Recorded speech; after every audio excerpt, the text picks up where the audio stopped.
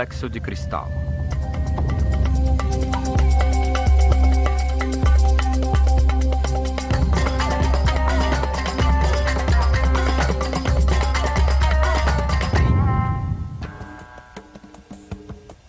Complexo de Saqqara.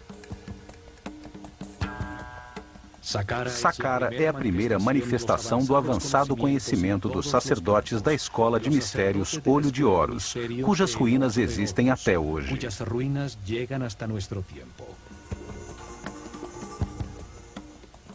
Neste local foi construída a primeira pirâmide da Terra depois do dilúvio. Também foram usados pela primeira vez blocos modulares de pedra para a construção de um edifício.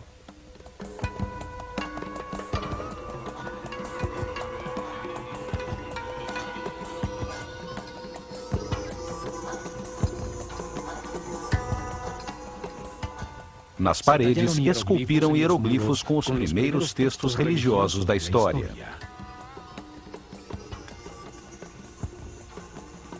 Neste local foi construído um enorme complexo subterrâneo de 12 pavimentos, com câmaras e galerias decoradas com os primeiros azulejos de cerâmica criados pelo homem. Nessas câmaras subterrâneas, encontrou-se mais de 40 mil urnas, tigelas e vasos de alabastro. Qual era a utilidade de tudo isto? Por que construir com tanto esforço túneis, câmaras e salões 30 metros abaixo do solo?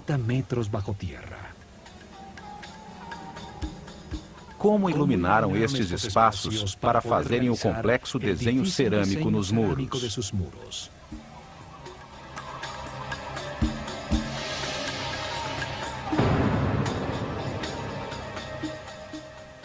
Por que as construções são volumes maciços de pedra sem nenhuma utilidade aparente? O que uma sociedade de cerca de 4 milhões de pessoas podia ganhar ao cortar e deslocar mais de 1 milhão de toneladas de pedra para construir este complexo que surpreende pela sua refinada arquitetura?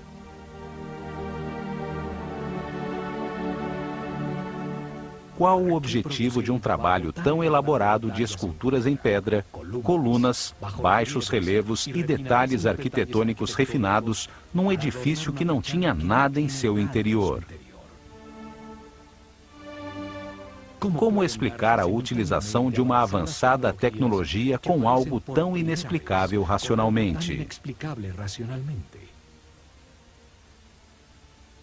Saqqara é um dos maiores mistérios do Egito. Sua história nos revela as mais incríveis respostas.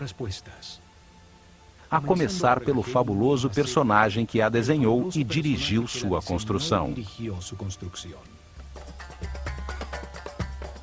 O arquiteto Imhotep, cujo nome significa o sábio que vem em paz, sumo sacerdote da Escola de Mistérios Olho de Horus, tem um lugar de destaque na história da humanidade.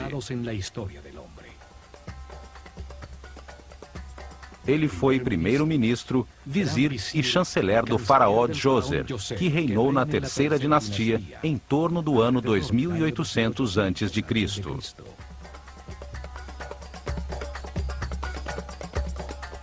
Imhotep nasceu no dia 31 de maio. Seu pai era o arquiteto Khanofer e sua mãe Creduonk. Algumas poucas estatuetas o retratam como uma pessoa simples, usando roupas sóbrias como as de um monge. Ele foi o pai da arquitetura, passando de trabalhos com madeira e barro a trabalhos com blocos modulares de pedra. Desenhou também as primeiras colunas esculpidas no formato de flores de lótus nos capitéis. Os mais refinados detalhes arquitetônicos e a harmonia de Saqqara destacam a sua grande maestria. Ele foi o primeiro filósofo da história da humanidade. Dedicou-se a analisar conceitos fundamentais como espaço, tempo, volume, a natureza das doenças, a existência de Deus e a imortalidade. Ele representa a base conceitual da civilização egípcia, como o movimento da consciência em direção a Ma'at, à justiça, ao correto, à harmonia e ao equilíbrio. Segundo Platão, a história sobre Atlântida que foi contada a Solon pelos sacerdotes egípcios é da época de Imhotep.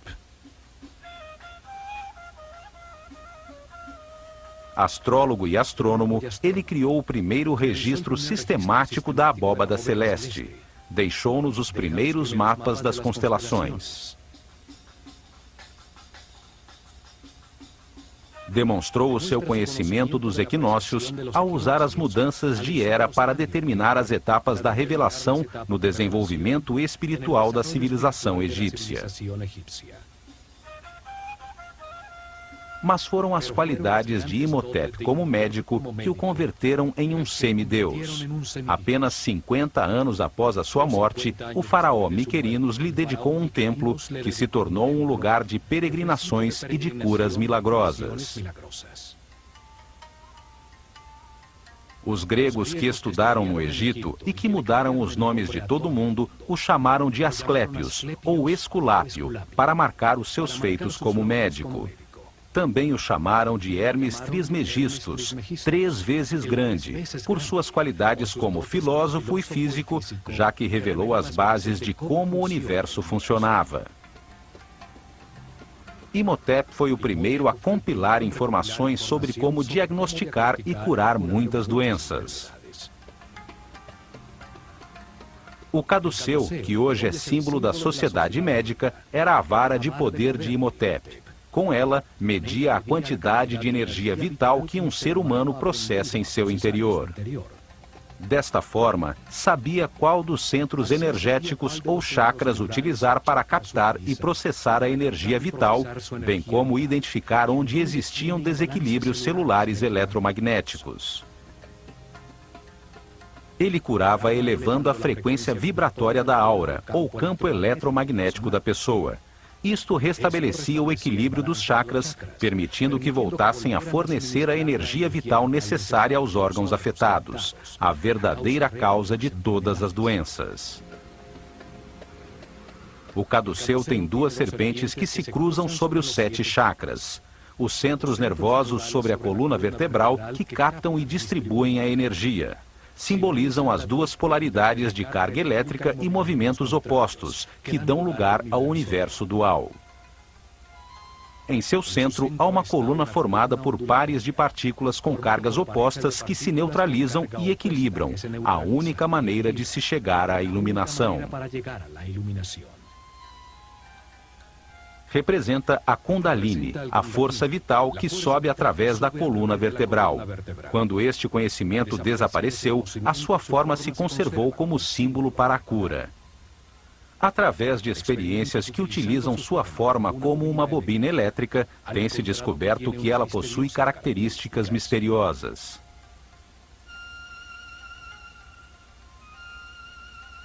Quando se aplica uma corrente elétrica, não se detecta nenhum campo de força, embora os seus efeitos sejam comprovados, pois é gerada uma ressonância em todas as frequências e longitudes de ondas. Pode ser usado como emissor e receptor de sinais radioelétricos, como se emitisse raios laser. O papiro médico Ebers mostra a maneira como Imhotep misturava a magia com a medicina. Suas fórmulas e remédios estão cheios de rezas e encantamentos, pois ele acreditava que a medicina não curaria sem que recebesse poder através da energia da palavra. Seus textos e ensinamentos passaram secretamente de geração em geração durante milênios. São a base dos conhecimentos gnóstico, templário, Illuminatis, Rosa Cruz e maçom.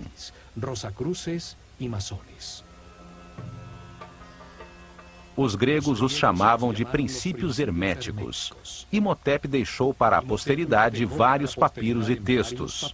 Um deles, o Kybalion, fala dos 7 princípios fundamentais do universo. Neste texto, afirma que o universo existe na mente de Deus, que cada homem é único com os seus pensamentos, com a capacidade de pensar individualmente, e que a realidade é um grande sistema, onde todas as coisas têm consciência e estão interligadas.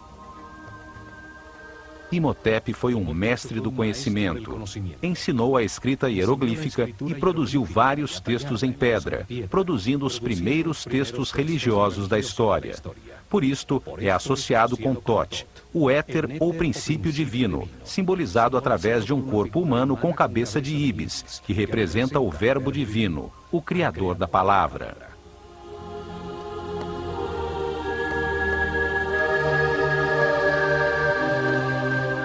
Não há dúvidas de que Imhotep foi um ser especial e, com o passar dos anos, ele se tornou um mito, associado ao divino. A ele foram atribuídos diversos nomes como Thoth, Mercúrio, Quetzalcoatl, Esculápio e Hermes Trismegistus, o 3 vezes grande. O termo hermético se converteu em sinônimo de sabedoria secreta. A mesma sabedoria que uma vez esteve nas mentes dos sacerdotes do Olho de Horus, dos quais um dos primeiros sumos sacerdotes foi Imhotep, o sábio que vem em paz.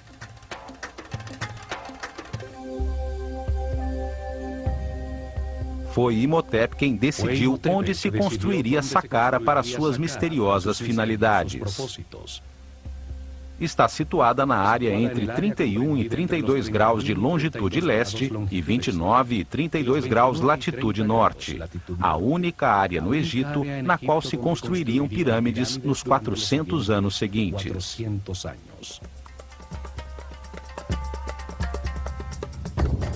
Uma zona desértica a 14 quilômetros ao sul do Cairo, ao lado de Mênfis, a desaparecida capital do Egito. Em Meidum, Hawara e Elahum estão as que ficam mais ao sul, e em Abu Hawash, a pirâmide que está mais ao norte. Foram construídas sobre uma plataforma de pedra que vai até Giza, 50 metros acima do nível do rio. Assim, garantia que o nível das águas não inundasse os trabalhos subterrâneos que havia planejado. Em uma zona onde existem outras 8 pirâmides menores, construídas nas dinastias 4, 5 e 6. Saqqara fica exatamente sobre um dos nódulos principais da rede eletromagnética do planeta, onde melhor se pode utilizar a força de sua energia telúrica para fazer vibrar uma grande massa de pedra. Nesta área ocorrem os efeitos eletromagnéticos naturais mais poderosos do planeta. Aí está localizado um de seus chakras. Aí também passa a corrente telúrica, a carga terra negativa que leva sua energia vital. Este é um local de confluência maior das chamadas linhas-lei, perfeito para que um grande volume de pedra, com alto conteúdo de cristais de quartzo, ao vibrar, produza energia estática negativa devido à fricção de suas moléculas. A atmosfera está carregada com 500 volts de corrente positiva por metro quadrado, 5 vezes o normal. É um ponto de poder no planeta, que aumenta os efeitos energéticos da pirâmide que Imhotep construiu. Esta localização de Saqqara era fundamental para poder utilizar a pirâmide como um condensador elétrico que captava, como uma antena, a energia positiva da atmosfera nos cristais de quartzo das louças de granito que uma vez cobriram sua parte exterior.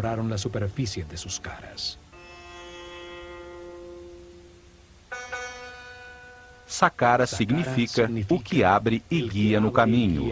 Seu símbolo é o chacal, que guia os perdidos no deserto até levá-los às terras cultivadas, até às terras do homem civilizado.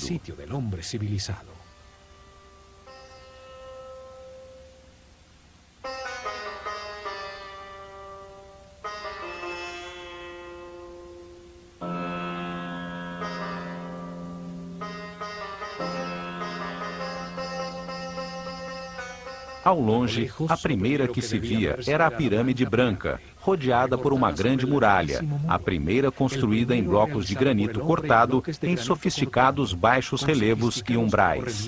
Uma obra muito mais complicada que a própria pirâmide.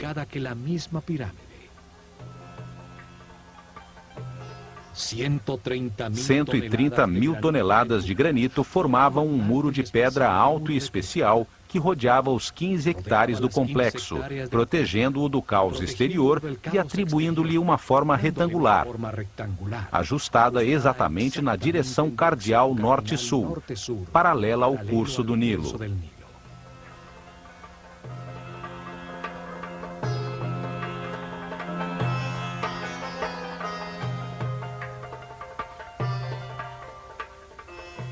O muro tinha 10 metros de altura, o que representa aproximadamente 4 andares de um edifício moderno. 550 metros de comprimento, 5 quarteirões e meio em linha reta de norte a sul, e a metade exata desta distância, 275 metros de largura, de leste a oeste. O muro é o primeiro componente da máquina quântica desenhada por Imhotep em Saqqara. Todo o complexo era como um grande circuito eletrônico, só que em pedra e em maior escala. O muro funcionava como um cordão eletromagnético que isolava o complexo, fechando e protegendo todo o circuito. Para cumprir este objetivo, não são necessários cabos elétricos, apenas que as moléculas do material que lhe dão forma tenham um alto conteúdo de cristais de quartzo. O granito de Tura, local muito próximo de Saqqara, tem um grande conteúdo de quartzo. O quartzo organiza as suas moléculas em tetraedros, uma das 5 formas básicas das quais a matéria é constituída, os chamados sólidos platônicos. Ao vibrar com o planeta, os tetraedros se friccionam entre si, produzindo uma carga elétrica. Os 85 mil metros cúbicos do muro de granito continham uma enorme quantidade de cristais de quartzo que geravam um poderoso campo de força, uma onda radioelétrica constante. O muro é parte integral de um complexo captador de energia eletromagnética, cujo coração estava na pirâmide escalonada que, com os seus 66 metros de altura, dominava o complexo.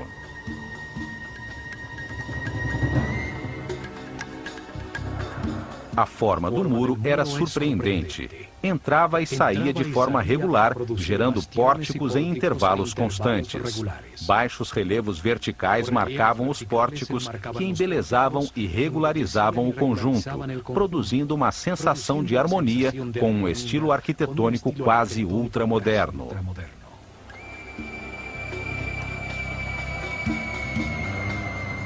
Desde a sua parte superior até as entradas, às quais se subia através de escadas, se via a paisagem de muitos quilômetros em todas as direções, bem como a impressionante vista da pirâmide escalonada.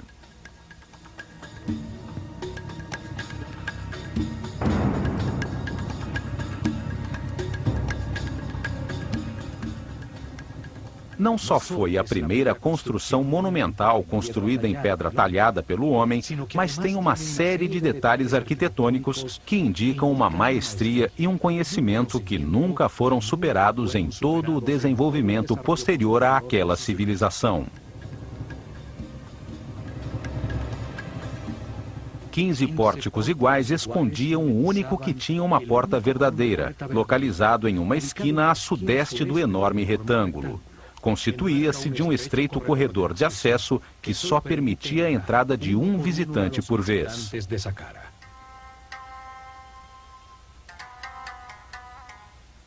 O caminho da perfeição espiritual é individual e intransferível. Ninguém pode evoluir por outra pessoa. Por isto, em Saqqara, só entrava uma pessoa de cada vez.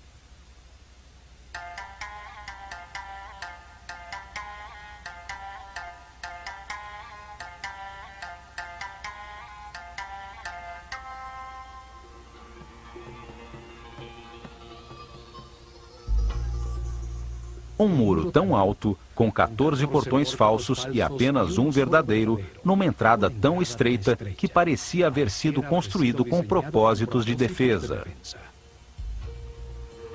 No entanto, Saqqara nunca teve uma porta em sua única entrada.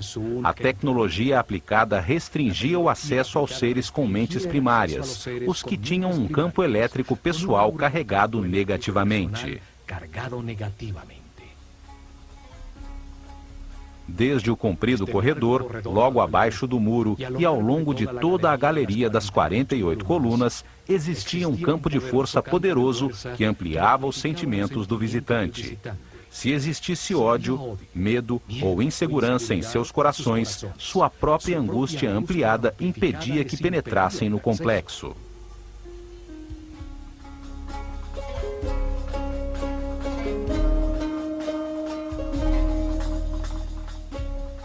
Apenas os puros de coração podiam entrar em Saqqara quando o complexo e a escola de mistérios Olho de Horus funcionavam naquele local. A imponente galeria tem 48 colunas. Sua forma esotérica é a mesma do DNA humano. 20 pares de colunas estreitamente unidas a seus muros, dispostas no sentido em que caminha o Sol sobre o feixe de avanço da energia, a espiral da molécula.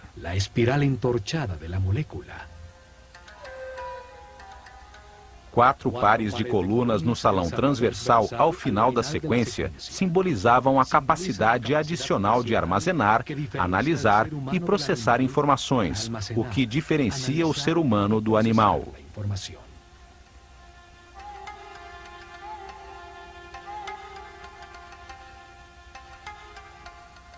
As colunas totalmente modulares e com 7 metros de altura estavam dispostas seguindo uma série de princípios arquitetônicos que se repetiriam milhares de anos depois no Partenon.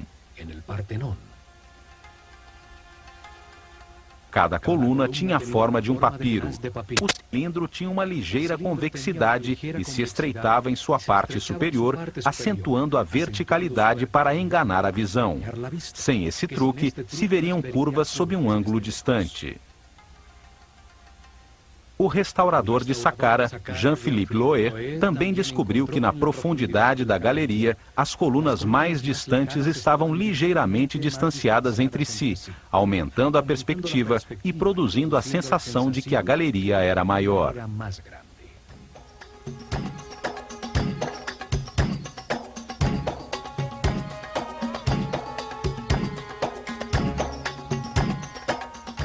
Ao atravessar a galeria, chega-se ao salão transversal das 8 colunas, unidas entre si por módulos de pedra que marcam a saída ao grande pátio das serpentes, em cujo lado norte brilhava a esplêndida pirâmide escalonada.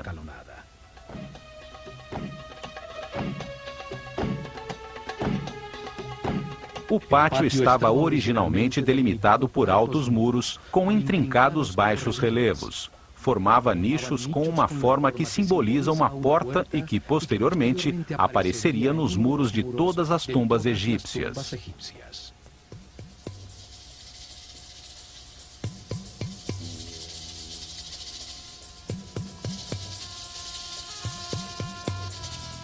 Cada porta continha um friso horizontal decorado por uma cobra.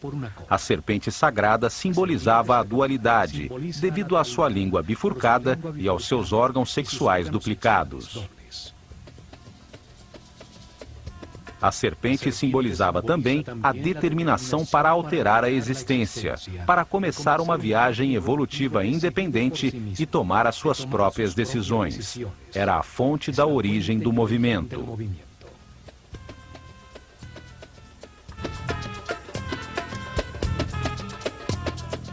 Neste pátio realizaram-se muitas cerimônias, a maioria com discípulos da escola. Ao menos uma vez por ano, o faraó vinha a este local para ser coroado novamente pelo sumo sacerdote da escola Olho de Horus, com uma coroa branca e vermelha que simbolizava o seu poder sobre todo o Egito. Quando o reinado do faraó completava 30 anos, realizavam uma cerimônia de renovação, chamada El Heb-Sed. Nesta cerimônia, o faraó, adornado somente com as insígnias de seu poder, corria ao redor do pátio das serpentes, simbolizando o seu rejuvenescimento e demonstrando sua força para governar o plano físico. O muro na parte sul do pátio formava a fachada da chamada Tumba Sul, uma capela falsa, feita de pedra maciça, cuja verdadeira função era dissimular um dos acessos ao complexo subterrâneo. A capela tem um pequeno espaço em seu interior, onde havia um poço vertical que permitia chegar ao sistema subterrâneo, longe do acesso que chega à pirâmide. Nessa profunda escavação, descobriu-se a escada original de acesso ao mundo subterrâneo. Os dois poços verticais de acesso, o da pirâmide e o da Capela Sul, foram encontrados selados com tampas circulares de granito que pesavam mais de 10 toneladas.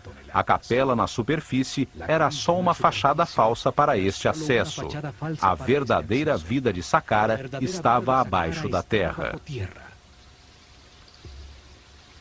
Deste acesso na Tumba Sul, se chega às câmaras e galerias subterrâneas, e há um túnel que termina exatamente abaixo da galeria de acesso.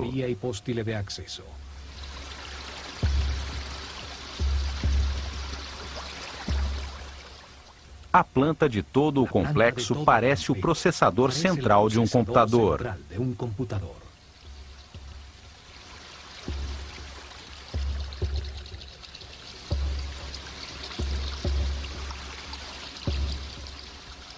Saqqara foi a primeira experiência com a forma piramidal para aplicar e aperfeiçoar uma tecnologia quântica, cujo objetivo era acelerar o aperfeiçoamento espiritual dos discípulos da Escola de Mistérios do Olho de Horus.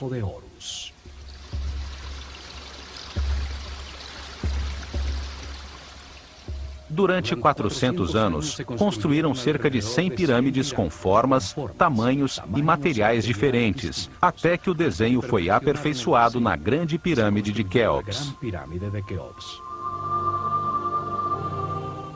Estes conhecimentos foram herdados da civilização Atlante. Tinham como objetivo converter grandes formas piramidais em máquinas quânticas para a produção de colunas estacionárias de energia que permitiam elevar a frequência de vibração dos iniciados. Isso aumentava a energia vital, ampliava o poder mental e despertava novos sentidos, como a telepatia, bem como a sensibilidade para perceber a aura de outras pessoas. Permitia que a consciência se posicionasse acima do tempo e percebesse a cadeia de reencarnações já vividas.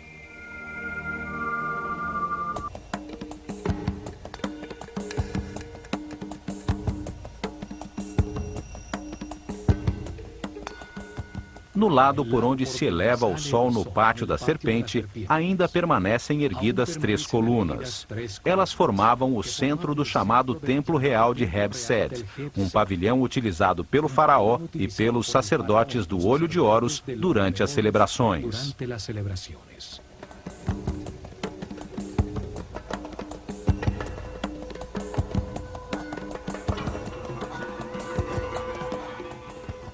A partir deste pavilhão, seguindo um muro curvo, chegava-se ao pátio retangular de Heb-Sed, paralelo ao pátio central do complexo.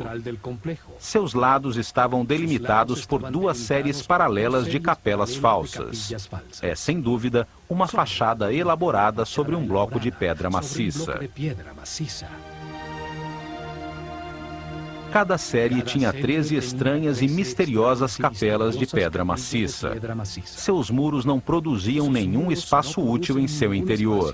Eram apenas uma fachada bem elaborada, com refinados detalhes arquitetônicos.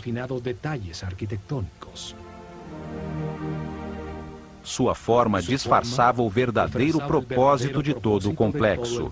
A intrincada rede de câmaras, túneis e galerias subterrâneas, desenhadas como um enorme circuito eletrônico, produziam um vórtice eletromagnético. Na frente de cada capela falsa, através de uma estreita e tortuosa passagem, chegava-se a um pequeno santuário exterior, onde estariam as representações simbólicas das forças tutelares do Egito, os protetores divinos.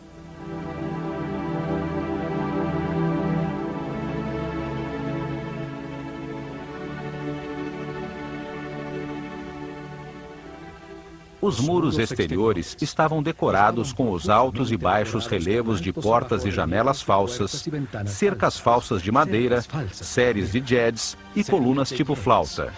Enfim, uma cenografia completa talhada em pedra. Ao norte do pátio das capelas falsas, exatamente ao leste da pirâmide escalonada, estão as chamadas Casas Sul e Norte, duas construções muito maiores, mas igualmente falsas.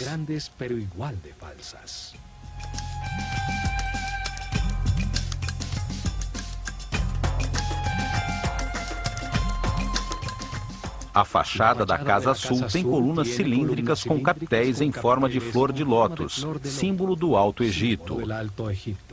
Em uma das paredes de um estreito corredor está a pichação mais antiga do mundo, hierática e com comentários que fazem referência ao faraó Djoser. Foi feita por visitantes durante a 18ª dinastia. A fachada da Casa Norte tem colunas com papiros, o símbolo do Baixo Egito, o delta ao norte do país. Neste local, durante a cerimônia do Hebsed, o rei recebia a coroa vermelha, que simbolizava sua autoridade sobre este território.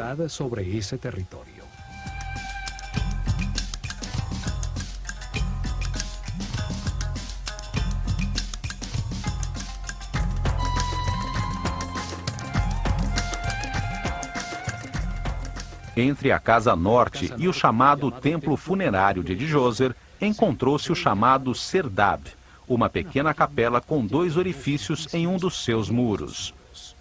Através destes orifícios, podia-se observar no pátio uma estátua do faraó Djoser recebendo a brisa revigorante do norte.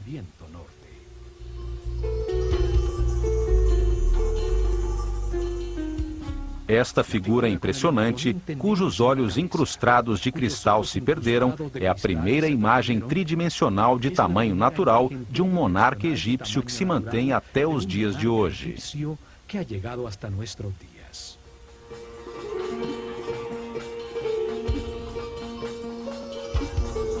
Ela observa, há milênios, a surpresa que as construções falsas contidas em seus muros causa a todos os visitantes de Saqqara. O disfarce que esconde a poderosa máquina quântica. Daqui vêm as teorias que afirmam que Saqqara foi a sua tumba nunca utilizada.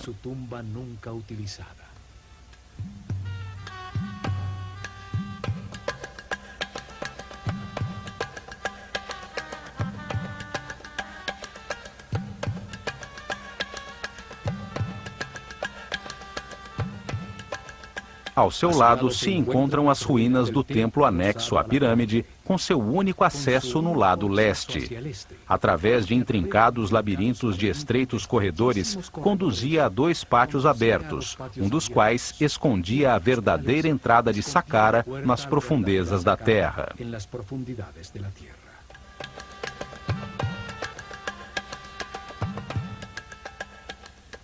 Este pátio tinha como objetivo despistar o acesso principal às galerias subterrâneas. Este esquema de um templo anexo se repetiu em todas as 108 pirâmides que foram construídas nos anos seguintes.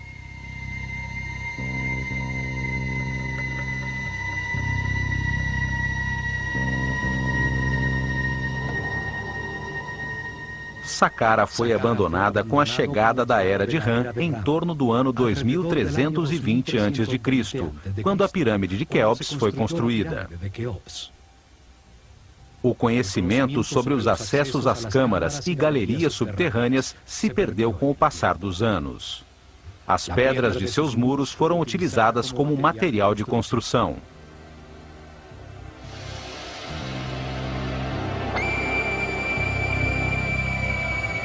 Muitos nobres de períodos posteriores construíram suas tumbas neste lugar sagrado. Hoje, acredita-se que foi um cemitério e que o complexo original é a tumba do faraó Djoser. Durante a 26ª dinastia, em plena decadência da civilização egípcia, ninguém sabia que o templo anexo escondia a entrada à câmara principal. Por ordem do faraó, foi cavado um amplo túnel do lado sul, embaixo da pirâmide, pois se acreditava que ali estava a entrada.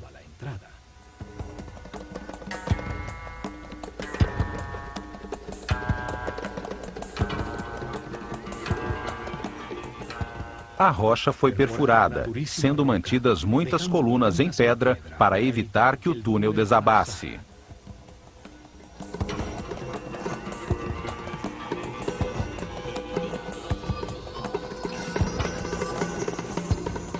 Até que chegaram à Câmara Central, um espaço vazio de 12 andares de profundidade, um poço vertical com a forma de um obelisco virtual, bem no coração da pirâmide.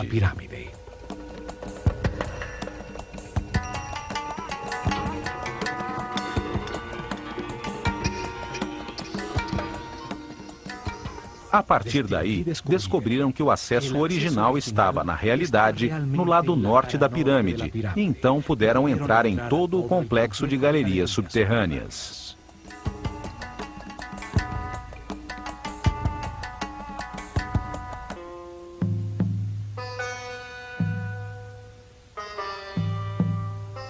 A construção de Saqqara foi feita em 3 etapas, planejadas desde o início por Imhotep.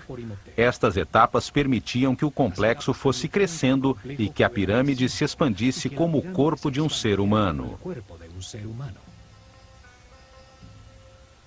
A primeira etapa começou com a construção da coluna vertebral do complexo, a escavação do poço vertical da pirâmide, que descia até uma profundidade de 30 metros.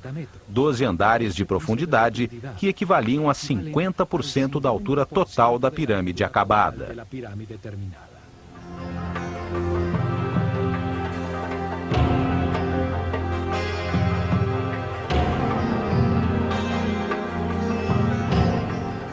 Nesta profundidade foram cavados centenas de metros de túneis, bem como uma série de câmaras e galerias, parte fundamental do sistema.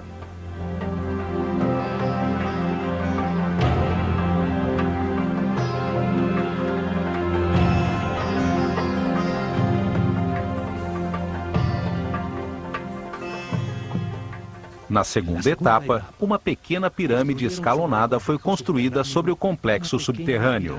Seu peso era exatamente 50% da pirâmide projetada. Utilizava apenas metade dos recursos e do esforço total.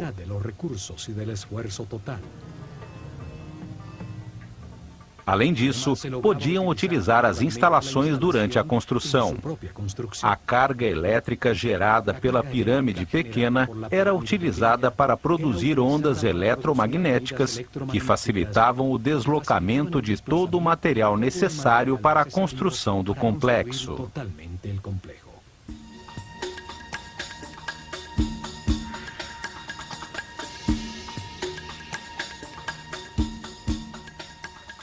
A partir da parte frontal da pirâmide, colocavam uma série de pilares chamados djed, a distâncias regulares. Estes transferiam, de um para outro, a carga de íons negativos gerados por suas massas em vibração.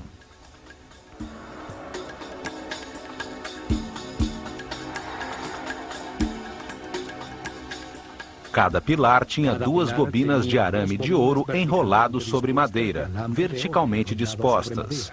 A primeira na parte inferior, a segunda na parte superior. O pilar era colocado sobre uma cavidade de fibra molhada em água salgada que produzia um excelente contato terra. Era necessário que um sacerdote de alto nível de consciência e vibração controlasse a energia da mente, de modo a permitir a transferência do fluxo de íons ao primeiro pilar na frente da pirâmide. A partir daí, a carga elétrica fluía de maneira regular de coluna em coluna. Gerava uma avenida eletromagnética até chegar a Tura, a uma pequena distância de Saqqara, em frente ao Nilo, no âmbito de poder da pequena pirâmide, onde se localizavam as pedras de granito de quartzo. As louças de granito eram colocadas na frente do último djed. Então, o sacerdote as golpeava com a sua vara, induzindo nas moléculas de quartzo a mesma carga negativa das ondas eletromagnéticas. As duas cargas iguais se repeliam e o bloco levitava. Este é o mesmo princípio utilizado atualmente pelo trem-bala no Japão, que flutua sobre o poderoso campo eletromagnético dos trilhos, que possui a mesma polaridade do trem.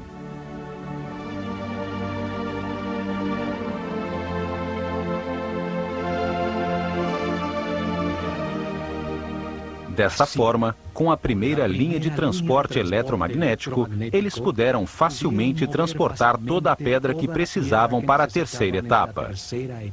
As 425 mil toneladas de pedra para ampliar a pirâmide e as 135 mil toneladas de granito para o muro externo.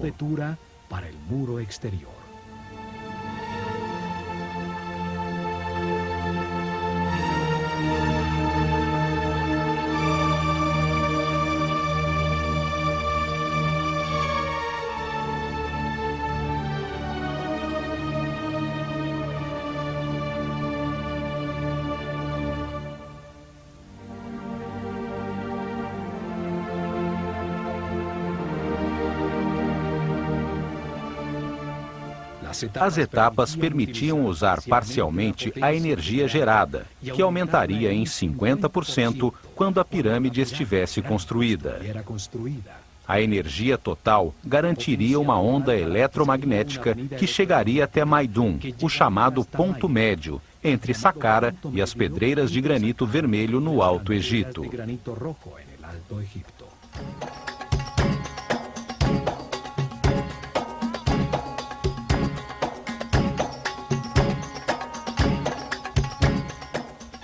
Esta tecnologia e conhecimento foram herdados dos Atlantes e se baseiam nos princípios da mecânica quântica que nossos cientistas apenas começam a entender. No próximo programa, continuaremos nossa análise sobre Saqqara. Entenderemos a distribuição física e o significado de todo o complexo subterrâneo que foi construído com o objetivo de dar forma a uma poderosa máquina quântica que acelerou a evolução dos iniciados. Ao examinar este caminho, que chamaremos de caminho quântico em direção à luz da consciência, veremos que este processo evolutivo foi ensinado por diversos mestres superiores. Um deles foi o Mestre Jesus. Fue el Maestro Jesús.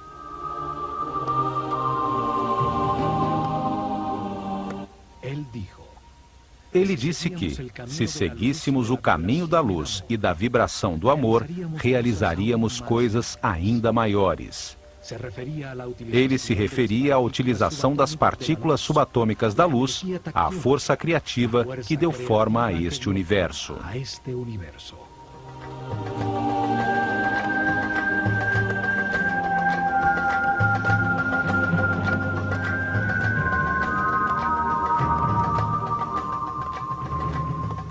Milhares de anos antes da chegada de Jesus, os sábios sacerdotes do Olho de Horus utilizaram este mesmo tipo de conhecimento para acelerar a evolução de seus discípulos em Saqqara.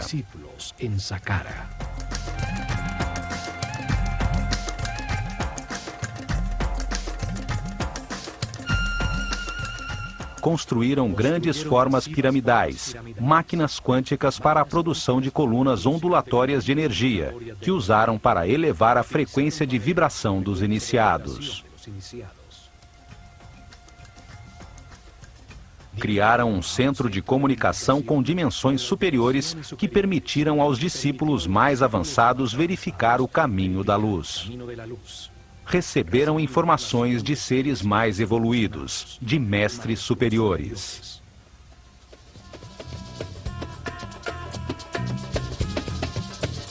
No plano físico, ao produzir estas ondas eletromagnéticas e efeitos de supercondutividade em diversos materiais, facilitaram a construção de seus templos, os livros vivos da Escola de Mistérios do Olho de Horus.